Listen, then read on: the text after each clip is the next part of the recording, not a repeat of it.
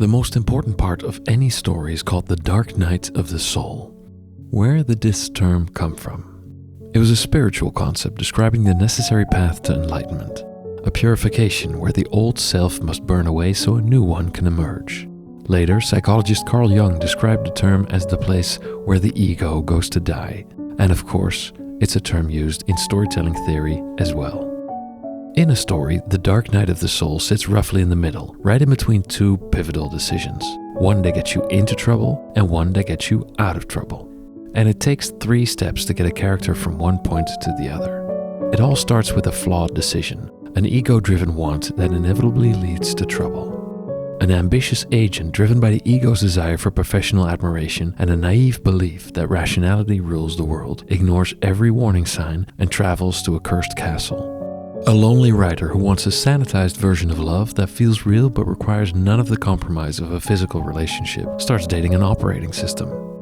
A desperate father, driven by the ego's belief that his love is powerful enough to fix anything, tried to rescue, manage, and control his addicted son's recovery. Soon after those flawed decisions, the struggles start stacking. First physical struggles, then come the interpersonal struggles, and all the while the main character drifts further and further away from where they want it to be. That's when inner struggle sets in, self-doubt. And as soon as they start doubting themselves, the protagonist enters the dark night of the soul. You can almost hear them asking, "What if I've been wrong about everything?" Inside the castle, the agent's rational worldview is shattered. He enters a dark night where he realizes that monsters are real and that his logic is powerless against them. The writer, who thought he was experiencing a unique soul connection, is forced to confront the crushing reality that he is just one of thousands of lovers. And in this dark night, the father must confront the devastating truth that his help is futile, and that his ego's need to be the hero is actually preventing his son from facing his own life. A character only leaves the dark night after confronting their ego and figuring out that what they wanted wasn't actually the same as what they needed. That's when they are ready to make a second decision, the decision that gets them out of trouble.